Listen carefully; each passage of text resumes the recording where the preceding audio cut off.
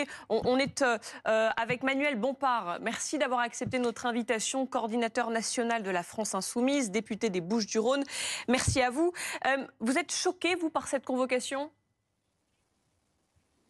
Bien sûr, je suis choqué par cette convocation et de manière générale, je suis choqué par ce à quoi on assiste depuis maintenant plusieurs jours en France, c'est-à-dire un climat de répression, une volonté de museler, de criminaliser les oppositions, qu'elles soient d'ailleurs politiques, syndicales ou associatives, puisqu'on a assisté ces derniers jours à l'interdiction d'une conférence de Jean-Luc Mélenchon et de Rima Hassan dans une université.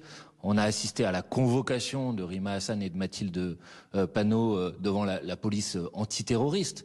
Contrairement à ce que vous disiez tout à l'heure, pas pour des propos en ce qui concerne Mathilde Panot par exemple, c'est pour un communiqué de presse du groupe parlementaire de la France Insoumise qui a été publié le 7 octobre.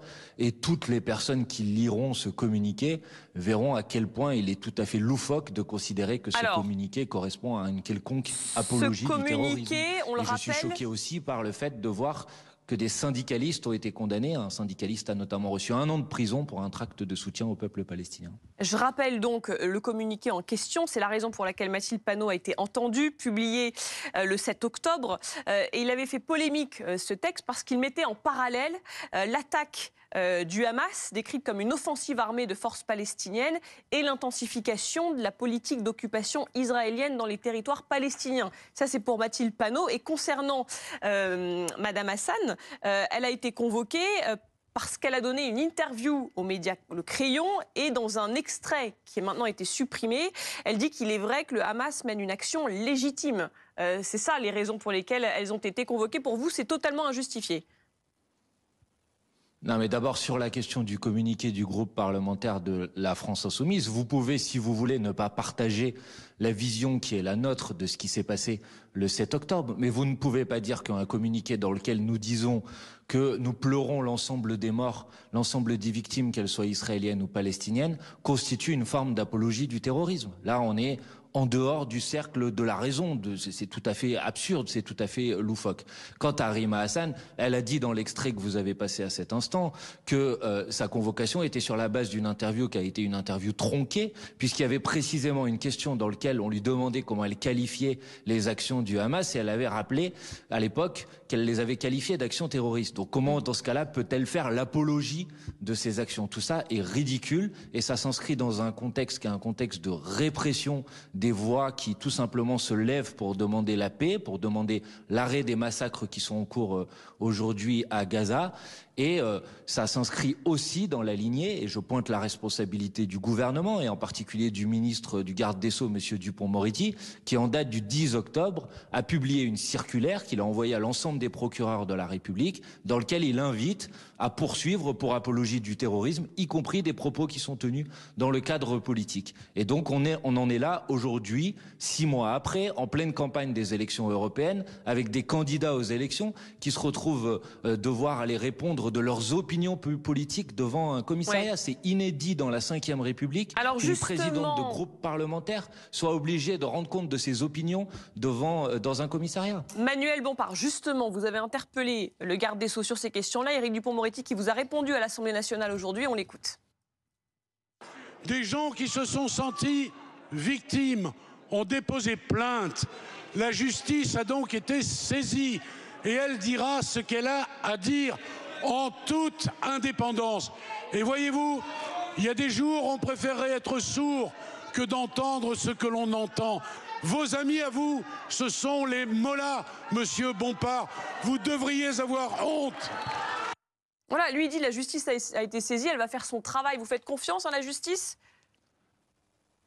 Non, mais d'abord, monsieur Dupond-Moretti ment dans sa réponse, pour une raison simple, je viens de vous l'indiquer à l'instant, c'est que monsieur Dupond-Moretti est signataire d'une circulaire en date du 10 octobre, vous êtes journaliste, vous allez pouvoir aller vérifier cette information, oui. Circulaire qui a été adressée à l'ensemble des procureurs de la République. Monsieur Dupond-Moretti publiait d'ailleurs sur Twitter à la fin du mois d'octobre une circulaire, pardon, je vous coupe un instant je précise juste une circulaire, donc effectivement, le 10 octobre pour apporter une réponse pénale rapide aux propos vantant les attaques du Hamas. Voilà la circulaire qu'il a signée.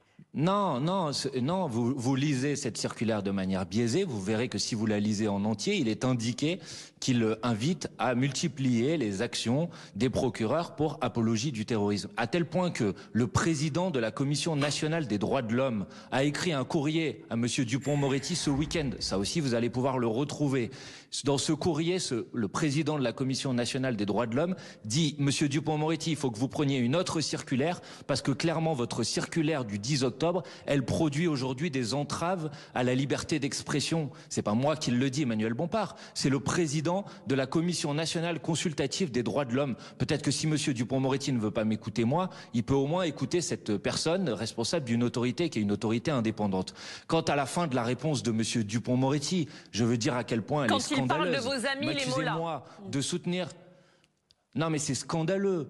Moi, accusez-moi de soutenir les mollahs iraniens alors que je fais partie d'une formation politique qui a participé à de multiples initiatives pour défendre notamment les personnes qui sont menacées de mort en Iran, qui encore dimanche dernier participé à une manifestation sur ce sujet. Je fais partie d'un groupe parlementaire dans lequel des députés insoumis ont parrainé des personnes qui étaient condamnées à mort. Où était monsieur Dupond-Moretti à ce moment-là? Donc je trouve que de la part du garde des Sceaux, du ministre de la Justice, venir diffamer et calomnier une force d'opposition en plein dans l'hémicycle de l'Assemblée nationale, c'est scandaleux, c'est pas à la hauteur de ses fonctions, et je pense que monsieur Dupond-Moretti n'est clairement pas à la hauteur des fonctions qui sont les siennes en tant que ministre de la Justice. Christophe Barbier sur le plateau avait envie d'intervenir. Oui, parce qu'il y a deux choses que vous avez dites, monsieur Bompard, qui me semblent inexactes. Jean-Paul Delescaux, le patron de la CGT du Nord, qui a été condamné pour un tract qui disait ceci: les horreurs de l'occupation illégale se sont accumulées depuis samedi, c'est-à-dire le 7 octobre, elles reçoivent les réponses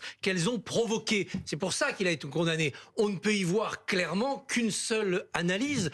Israël est responsable du 7 octobre, quelque part bien fait pour Israël. Vous ne pouvez pas dire que c'est anodin et que cette condamnation est illégitime. Par ailleurs, le communiqué du groupe La France Insoumise auquel vous faisiez allusion... Attendez, je termine et je vous rends la parole sur ces deux points.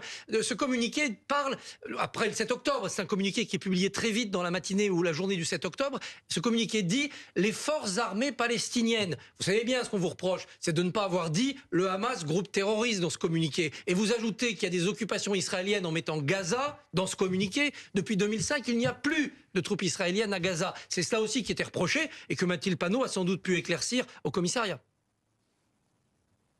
Non mais monsieur Barbier, que vous ne partagiez pas les positions qui sont les nôtres, c'est votre droit. Mais sur les deux exemples que vous venez de donner, en quoi cela constituerait-il une forme d'apologie du terrorisme? Est-ce que dans le tract que vous avez cité, ou est-ce que dans le communiqué de presse que vous êtes en train de lire, est-ce qu'il y a quelques propos qui glorifient les actions qui ont été commises par le Hamas le 7 octobre? C'est ça l'apologie du terrorisme, ce n'est pas Barbier. glorifié. Vous avez le droit de ne pas partager...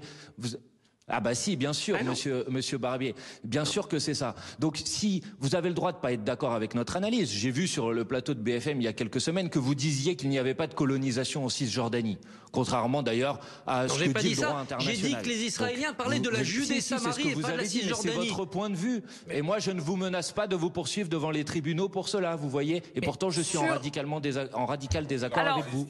Sur la formule un peu ambiguë. Sur la définition justement de l'apologie du terrorisme, l'avocat sur le plateau, quelle est la définition? Il y a une définition légale, et puis c'est l'article 421-2-5 du Code pénal qui le définit. C'est vrai que cet article-là ne définit pas ce qu'est le terrorisme. Il y a un vide juridique. Et effectivement, je pense qu'il faudrait que l'Assemblée nationale précise ce qu'est le terrorisme. Alors, si je vous demandais, Julie, qu'est-ce que le terrorisme? Et à Perico-Légas, on peut avoir des définitions un petit peu différentes. Et c'est vrai que le mot n'est pas défini, malheureusement. Il devrait être défini. On peut définir ce qu'est un acte de terrorisme, et donc ce qui est plus précisément l'infraction, c'est là-dessus qui sont souvent Disons attaqués. Ils professent une idée par la terreur, pour simplifier très schématiquement. Je suis d'accord, mais voilà. On pourrait le définir très précisément, ce qui éviterait certaines actions dans la Cour européenne des droits de l'homme, et ce qui éviterait d'ailleurs certaines condamnations de la France. Ce qu'a rappelé Dupond-Moretti, et je vais me permettre de faire son avocat ce soir, moi je trouve qu'au contraire, non seulement il a fait très bien son travail de garde des Sceaux, il a rappelé dans cette circulaire, voilà ce qu'il rappelle exactement dans la circulaire, qu'il fallait poursuivre les propos vantant les attaques ou en les présentant comme une légitime résistance à Israël. Ce qui paraît parfaitement fondé, telle la diffusion publique de messages incitant à porter un jugement favorable sur le Hamas. Il précise simplement au procureur dans quel cadre il serait l'infraction concernant le terrorisme serait constitué. Et je pense qu'effectivement, il est dans son rôle. Et légitimer, dire les réponses qu'elles ont provoquées, qui seraient là provoquées, c'est légitimer l'action du Hamas du 7 force armée octobre. palestinienne. Et force armée pas du palestinienne. tout. Hamas, ça veut dire que c'est une armée légale Mais qui voilà. défend une cause Donc, juste. qu'est-ce que Alors, ça d'abord, légitime, monsieur Bompard? La réponse d'Emmanuel Bompard. Non, mais d'abord, ce ne sont pas mes propos. Mais non, ce n'est pas faire l'apologie d'actions terroristes. Ce n'est pas vrai ce que vous êtes en train de dire.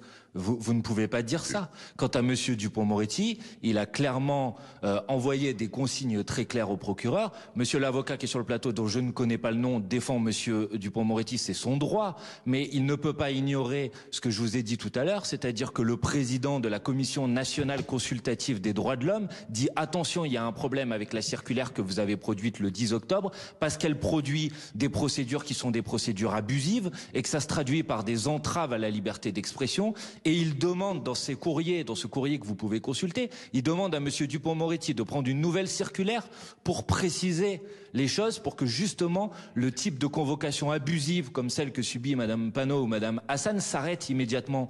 Donc vous devriez quand même l'entendre. Encore une fois, vous n'êtes pas obligé d'être d'accord avec les propositions qui sont celles de la France Insoumise. Vous avez le droit de les critiquer, de les contester. Mais vous ne pouvez pas dire que ça correspond à de l'apologie du terrorisme. Et vous ne pouvez pas dire qu'il s'agit désormais d'en rendre compte devant les commissariats de police ou devant les tribunaux. Il y a deux points différents dans cette problématique. Il y a le fond du problème et le débat avec la France Insoumise sur les propos. Mais moi, je considère que des parlementaires convoqués dans un commissariat, ça me pose quand même un problème. Voilà. Alors justement, j'allais y venir. Voilà, là, effectivement, je comprends que M. Bompard est un malaise et que ces parlementaires aient légitimement pu faire remarquer que c'est quand même inédit que pour des opinions politiques, fussent-elles contestables ou manquant de précision, ou étant orientées dans le mauvais sens, on soit convoqué devant un juge d'instruction comme quelque part un délinquant. On n'est pas convoqué devant un juge d'instruction. La police permet justement à ceux qui sont incriminés par le débat public de s'exprimer. Vous dites, monsieur Bompard, c'est une atteinte à la liberté d'expression. Mais moi, j'ai entendu Rima Hassan dire ce matin, j'ai enfin pu m'exprimer. Donc, quelque part, venir sur ce terrain de la justice, de l'enquête, au dehors du tohu-bohu politique et médiatique, c'est vous donner l'occasion de vous exprimer. De la même manière qu'à Lille, quand il y a eu la décision de l'université pour des raisons d'ordre public de ne pas laisser la réunion se faire, il y a eu des expressions devant les caméras, des leaders, il y a eu un rassemblement en plein air. Est-ce que vous ne renversez pas trop facilement ça? Est-ce qu'il n'y a pas un problème, mais là, vraiment d'un point de vue philosophique, à se dire que cette explication qu'on devrait avoir dans le cadre des débats publics, apaisés, ne devrait pas se faire dans le cadre d'un commissariat quand il s'agit ici de candidates à la députation européenne ou d'une mais le débat public n'est pas apaisé.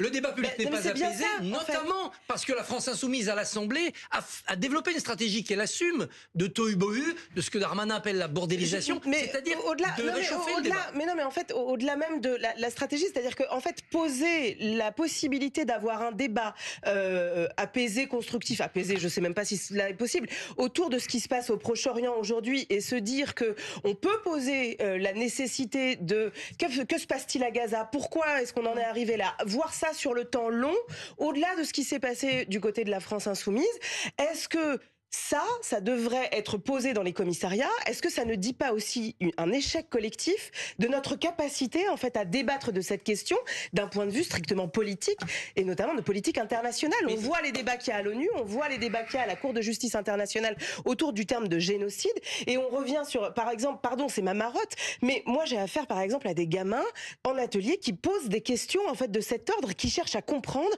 et qui, en se tournant vers le débat public, disent on est incapable de donner à voir quelque chose de l'ordre d'une forme d'intelligence collective où il y aurait à minima de l'écoute. Ça ne se peut pas se passer devant des commissariats. Si ça passe par un commissariat, c'est qu'il y a eu des plaintes. C'est qu'il y a des gens qui se sont sentis blessés, agressés, menacés par des propos. Ils portent plainte. Alors ces plaignants-là, il ne faut pas les écouter, il faut leur dire votre plainte ne compte pas. J'aimerais qu'on entende... C'est le début d'une procédure judiciaire. C'est une enquête pour vérifier. J'aimerais qu'on entende là-dessus Richard Verly sur la question de la liberté d'expression, parce que la France Insoumise a reçu le soutien notamment du président du groupe Horizon à l'Assemblée, qui a dit la chose suivante: même si je suis aux antipodes de la France Insoumise, je me battrai pour qu'ils puissent exprimer leurs idées. Est-ce que là on est allé trop loin, les parlementaires au commissariat? Ce qui est certain, avant de venir sur ce plateau, j'ai regardé par exemple les débats en Espagne, j'ai regardé les débats en Irlande. Je cite ces deux pays parce que c'est deux pays qui envisagent de reconnaître l'État de Palestine en ce moment, et vous savez que la question est posée même au niveau de l'Union européenne.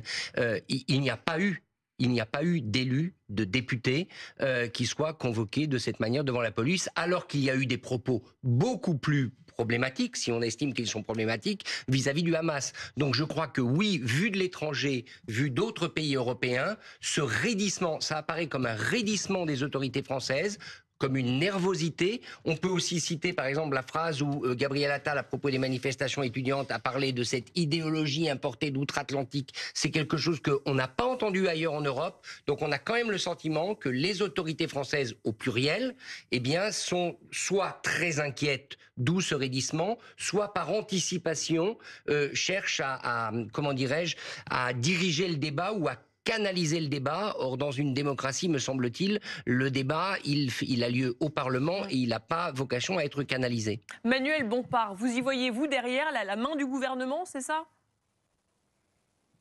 Ben, j'ai déjà répondu à votre question, mais je veux réagir quand même à ce qui a été dit sur le plateau. C'est stupéfiant.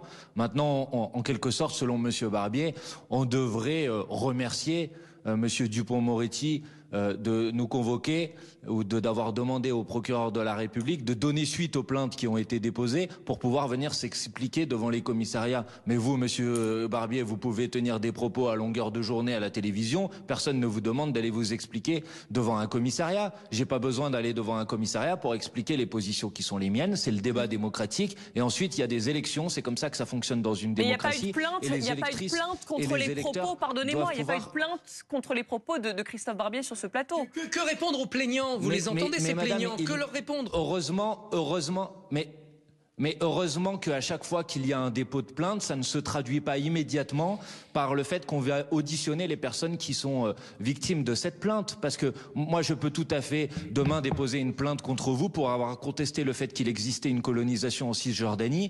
Et si ça devait être le cas, peut-être que vous ne seriez pas auditionné parce que le procureur de la République peut décider tout simplement que cette plainte est sans objet et sans effet. S'il y a des auditions, c'est bien qu'il y a une décision d'un procureur pour que ces auditions aient lieu. Toutes les plaintes ne donnent pas forcément lieu à une convocation devant le commissariat. Monsieur Barbier, ne faites pas comme si vous ne le savez pas.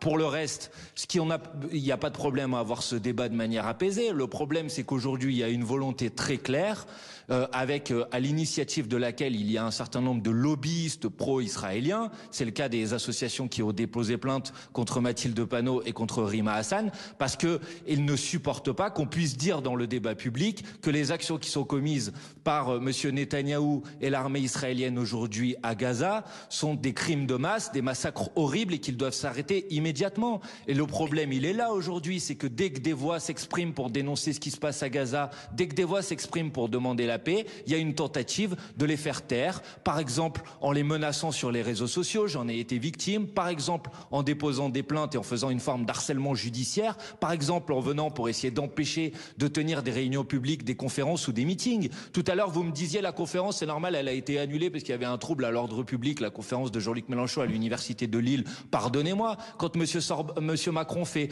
une conférence à la Sorbonne la semaine dernière, il y a bien des manifestations qui s'organisent devant, et pourtant on est tout à fait capable de les sécuriser pour que Monsieur Macron puisse tenir sa conférence. Alors pourquoi ce qui est vrai pour Monsieur Macron ne l'est pas pour Monsieur Mélenchon ou pour Madame Rima Hassan? Pour quelle raison?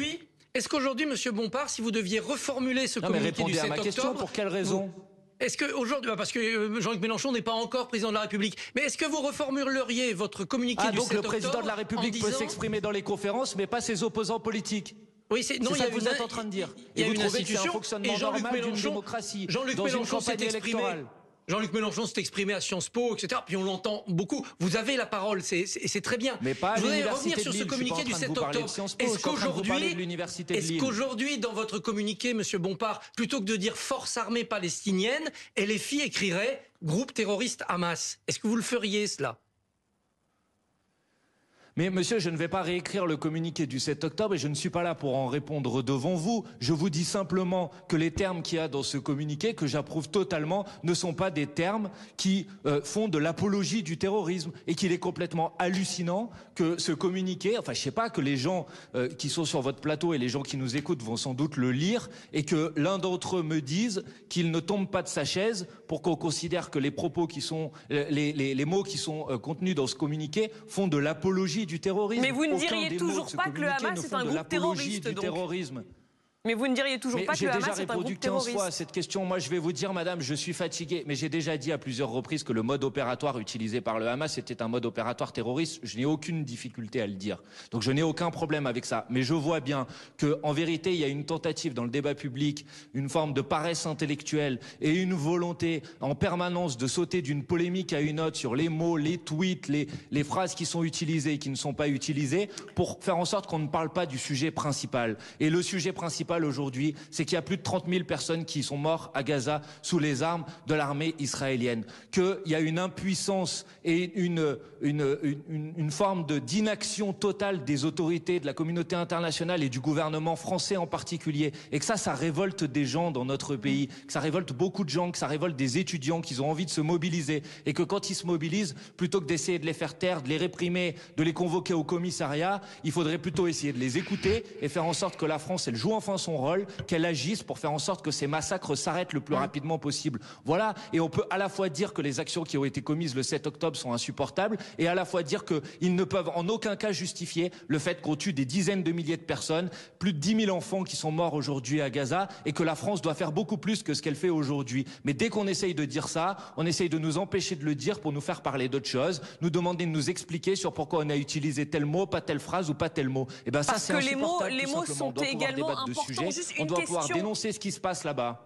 Une question, et on va venir dans un instant à ce qui se passe dans les universités également, parce que ça se répand un petit peu. Mais une question sur le timing. Effectivement, est-ce qu'il y avait urgence à les convoquer, aller à un mois maintenant des élections européennes? Est-ce que le timing n'est pas un peu surprenant, Christophe? Il faudrait que la justice nous dise comment elle a procédé. C'est-à-dire quand les plaintes sont reçues assez vite au mois d'octobre, est-ce qu'on convoque tout de suite ou est-ce qu'on fait d'abord une exploration pour voir s'il y a matière à convoquer? C'est peut-être tout cela simplement que la justice a pu mettre en avant. Après, le timing, il est à la fois embêtant parce que ça tombe dans une campagne européenne et en même temps ça permet à ceux qui font campagne de mettre en avant leurs arguments. Rima Hassan, depuis 3 semaines, est une figure connue de la France entière et elle peut développer ses arguments. Donc cette idée de la censure, de l'oppression, de la fin de la liberté d'expression, non. C'est quelque chose qui fonctionne comme un boomerang et celui qui s'en dit victime s'exprime plus que jamais. Tout simplement parce qu'on est dans une démocratie. On a aussi, par exemple, des organisations internationales qui travaillent sur les questions de droits humains, notamment Amnesty International, qui a rendu son rapport le 24 avril dernier et qui a l'air...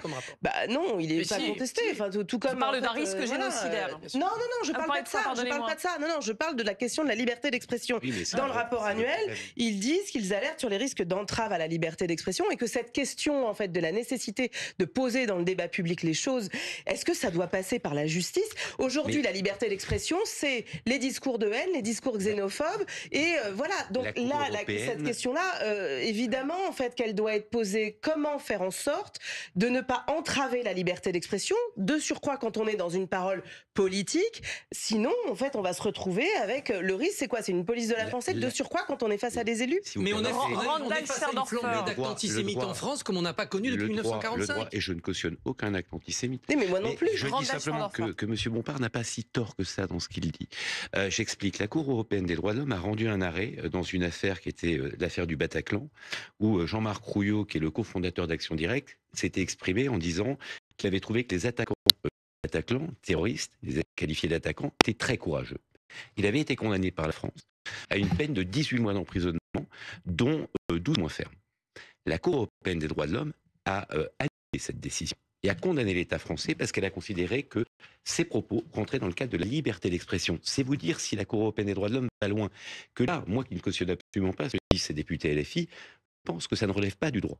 Et ça ne relève pas du délit d'apologie du terrorisme, à mon sens, puisqu'on rentre dans la jurisprudence de la Cour européenne des droits de l'homme. Et vous avez raison, ça relève d'un débat public, d'un débat à l'Assemblée nationale, et il est étonnant de se servir de la chose policière ou judiciaire pour effectivement interroger par la suite, c'est pas très démocratique, des personnes sur leurs idées qu'ils ont le droit d'avoir, puisque la Cour européenne des droits de l'homme le dit, y compris dans ce débat public, puisqu'il faut une notion de publicité pour qu'il y ait apologie du terrorisme, qui peut déranger, avec des mots qui peuvent être très désagréables à entendre, voire des idées qui peuvent être insupportables. Ça participe du pluralisme et de la liberté d'expression, article 11 de la Déclaration des droits de l'homme. Donc ce que j'entends ne me plaît pas, ce que j'entends de ces députés, de ces candidats ne me plaît pas, mais je pense que c'est la liberté d'expression et ça rentre dans la droite ligne de cet arrêt de la Cour européenne. Alors justement, poursuivons là-dessus, toujours au sujet bien sûr de Gaza, sur la mobilisation des étudiants. Ça se répand.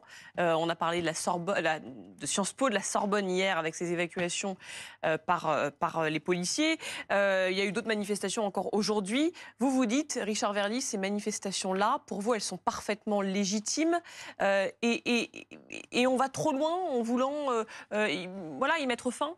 Alors, la Sorbonne, je n'y suis pas allé. Il se trouve que vendredi dernier, j'ai passé un moment à Sciences Po. C'était donc avant la négociation qui a conduit à l'évacuation tranquille, normale de Sciences Po, alors qu'à la Sorbonne, il y avait volonté de s'implanter, de mettre des tentes à l'intérieur de l'université et la police est intervenue. Ce que je dis, c'est qu'il y a une colère étudiante. C'est incontestable. Elle est en France d'ailleurs plutôt calme, on va dire, comparé à aux scènes qu'on voit aux États-Unis, où ça commence à devenir très brutal dans certaines universités.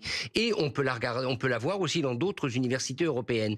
Et à partir du moment où vous avez une telle colère, une colère que dans un éditorial, j'ai même assimilé à la colère qu'on voyait autour du Vietnam dans les années 60, je pense que la diaboliser, c'est-à-dire diaboliser cette colère en accusant immédiatement les étudiants d'être des extrémistes ou des négationnistes parce qu'ils utilisent des termes très durs et des termes qu'on peut contester, je trouve que c'est très dangereux. Donc voilà, je pense que la colère de la jeunesse, il y a une forme d'intelligence de la jeunesse étudiante, elle l'a montré au fil des décennies, et aujourd'hui il y a une clairvoyance, il y a une prise en compte d'une inégalité. La cause palestinienne qui est revenue à la surface, elle a quand même été oubliée pendant très longtemps, elle est revenue à la surface. Pas seulement parce qu'elle est la cause palestinienne, pas seulement parce qu'elle met en cause Israël, mais aussi parce qu'elle est perçue comme la pire des inégalités, c'est-à-dire une population civile dans un territoire très exigu qui est soumis à une puissance de feu absolument inégalée. Donc je crois qu'il faut prendre ces éléments en compte pour apprécier la colère et l'indignation étudiante.